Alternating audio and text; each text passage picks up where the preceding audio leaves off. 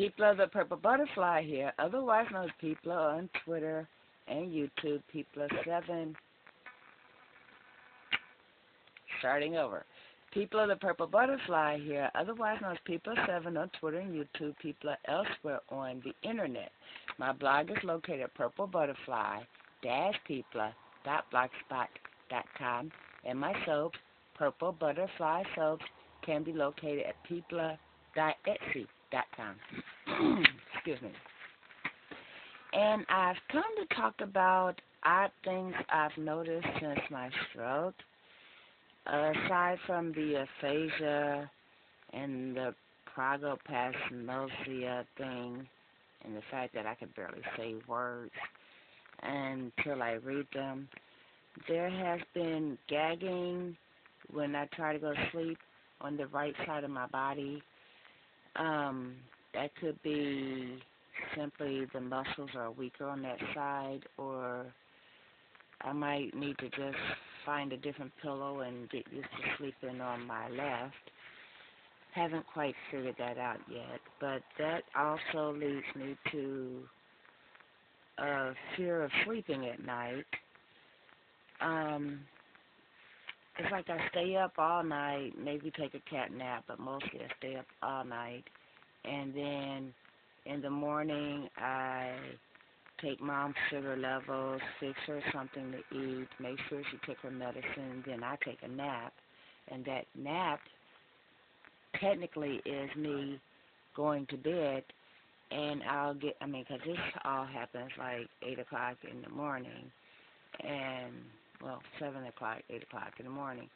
And then I'll sleep until 11 or 12, and that's my bedtime. Then I will take cat naps if I need more rest than that. But for the most part, it's like I'm scared to go to sleep at any time that someone else or the whole family is asleep in the house, because then if something happens, no one's going to know. So basically I kind of go to sleep in a supervised type situation. And what did I do with my e-cig? There we go.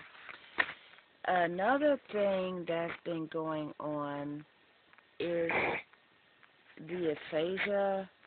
I kind of sometimes can't say what I'm thinking.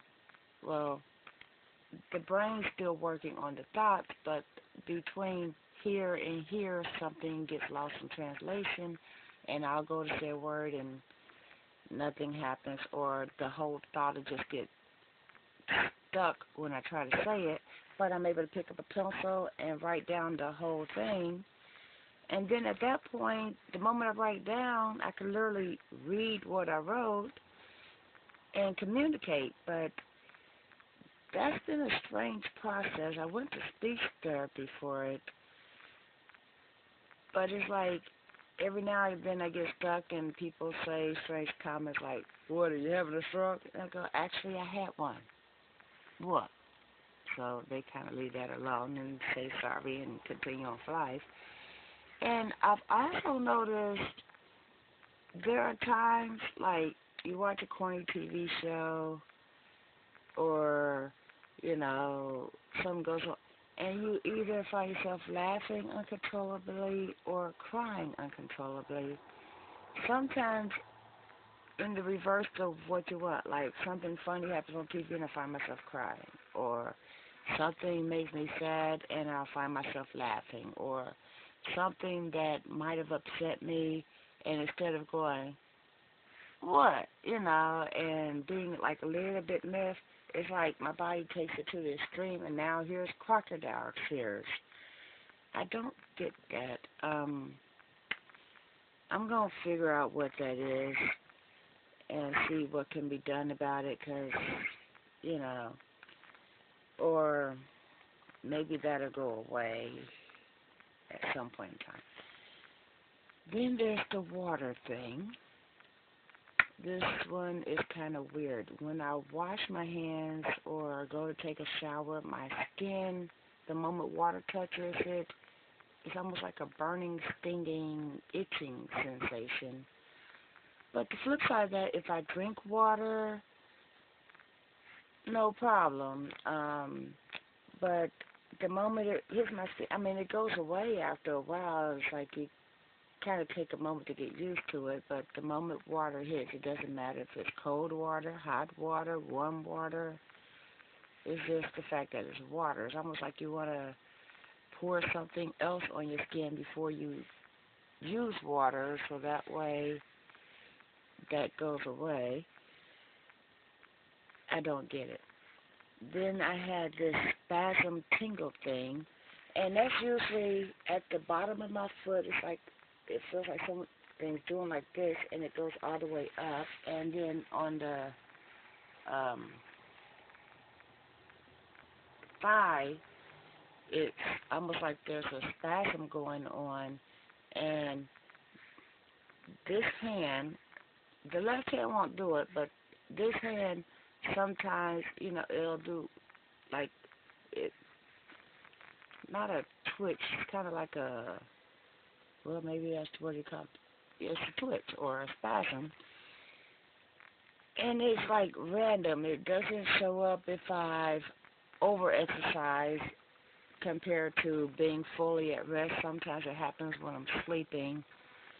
It's like the body just has a mind of its own on that side, and accompanying that spasm thing is sometimes a tingle in my, or like a um, vibration type feeling in the middle of my scalp. Then there's the skill set thing. I've lost the entire ability on how to knit. I mean, anything beyond the knit stitch and the pearl stitch is like I don't know how to increase stitches. I don't know how to make stitches smaller or split it off or whatever. I've gotten out all my books. I've got my yarn.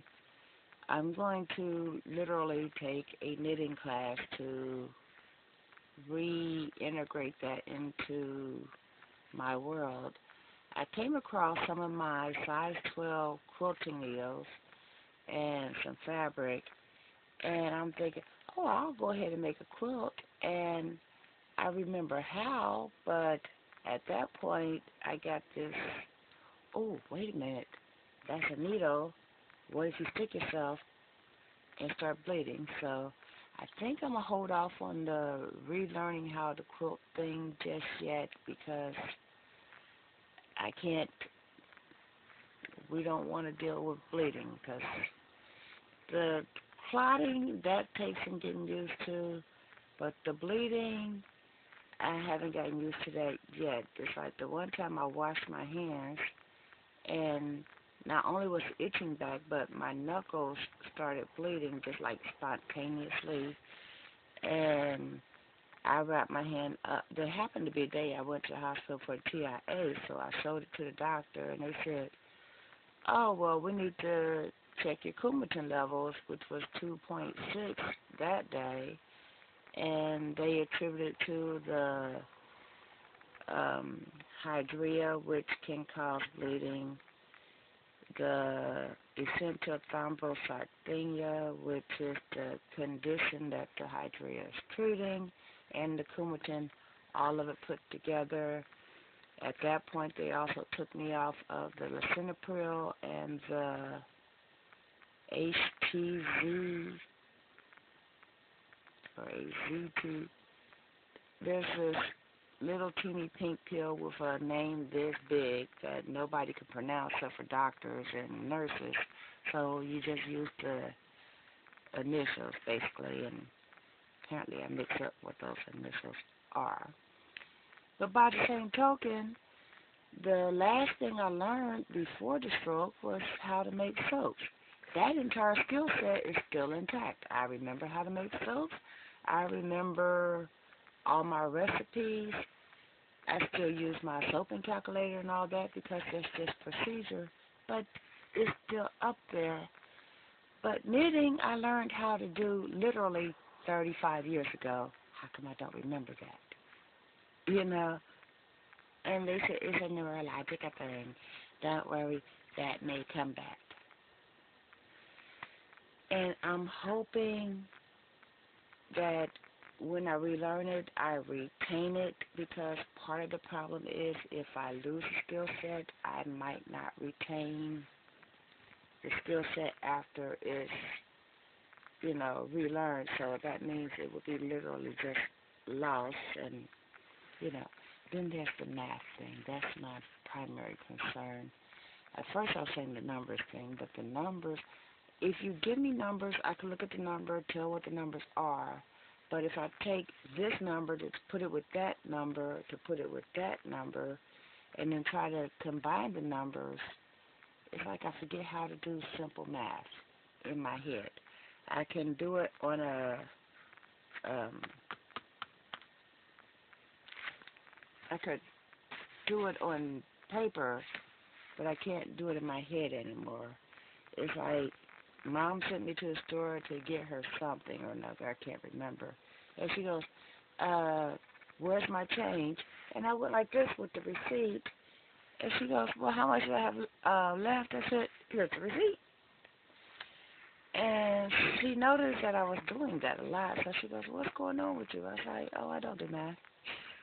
She goes, yeah, you've been saying that for years. And I'm thinking, yeah, now I really don't do math. And I play it off, but that kind of bothers me. But there's nothing I can do about it. And let's see. I think I actually covered everything without having to get stuck up here in my head. And that happens a lot. I mean, if I'm thinking on a lot of things, then when I go to try to express it, I look like a zombie for a moment. It's like, and it's just,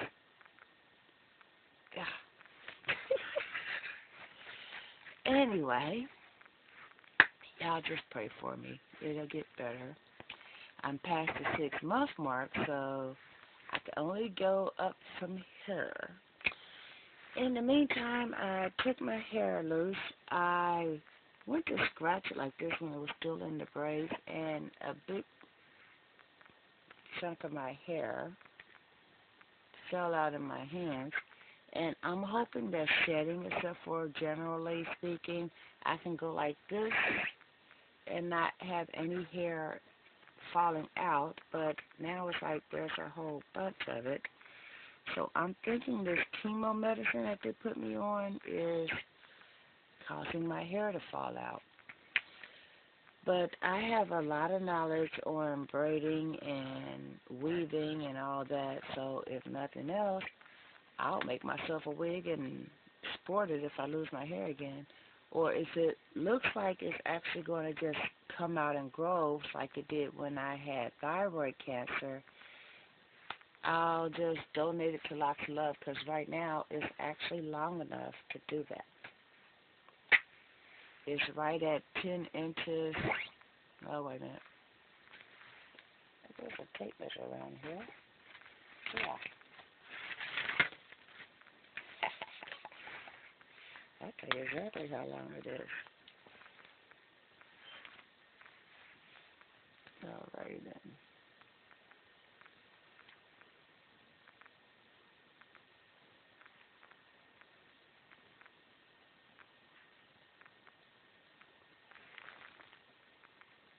It's at 9.5 inches long. So I'll wait a month because then it'll be 10 inches, which is the minimum for Lots of Love donations, or, 2 months. And if it's still shedding in that time, then I'll just cut it all off, donate the hair, start over, because that's what I did the last time. I was going to do a prosthetic wig, so forth, so, and then I just decided, well, let me just donate the hair, and then instead of doing the prosthetic wig, I took a razor and just got rid of the rest of it, And for a month, people were going, my God, your hair. My God, your hair. Hey, excuse me, sir. Turn around. Bright red lipstick and my face. Oh, hi. But, you know, it was like they only confused me as the guy from the back until I turned around, because obviously, even with no hair, I don't look like a boy. But it's like usually if you have a shaved head, and I mean, I went to razor stubble left, they don't expect that to be a girl thing, so people just assumed it was a guy that, you know, had a short haircut. Anyway, I'll see what I'm going to do about that. Maybe it'll get better. Maybe I just need to, you know, comb it out very, very good to see if it's actually shedding, because I did keep the hair up and twist and brace a little bit longer than normal. I am going to do a deep condition and a wash, and then it's going back in a protective style, so that way I'm not manipulating it and losing more hair and having it shed in big puddles. My mom looked at it and said, that's not a lot of hair. Why are you worried? I said, Mom, I don't shed like that. And she goes, well, no, but now things are different now. Translation, this is your life that you have to live now. Accept it for what it is. And this might be one of your side effects. And I accept that. But I'm thinking it's the medication, for the simple reason that this nail, this nail, this nail, and that nail, all up and that one, just literally split and popped off, and the one hand actually, the nails kind of like flaked off, and they're very, very weak. Well, that just broke. And y'all know me, my nails are never, never, never that weak. And usually I have acrylic over them to protect them, and the acrylic broke off and took some of the nail with it, so I'm going to file those down and start over fresh too. And that's how I noticed my hair was, you know, falling out like that, because it split when it did the flake off there when I went like this and got stuck in the hair. And then I'm sitting here, you know, doing the single release of strand thing, and that's when I noticed it. And I don't know if you can see this, but it literally split right there past the, you know, edge of the cuticle, and that's actually sore. It's almost like I hit it into a wall or something, except for I didn't. So, anyway, that's just some weird things I've noticed has been going on. And also the temperature. Apparently I can't stand extremes of hot or cold. So I have a shrug in here that I could put on, take off, put on, take off. Because otherwise I'm too hot. Let me take off this shirt. Then, I'm too cold. Let me put on another shirt. You can't live life that way. Anyway, that's too long. So I'm going to say this has been People7 on Twitter and YouTube, People elsewhere on the internet. My blog is located at purplebutterfly-people.blogspot.com, and my soaps, Purple Butterfly Soaps, can be located at people.etsy.com. Y'all stay blessed and stay tuned. Bye now.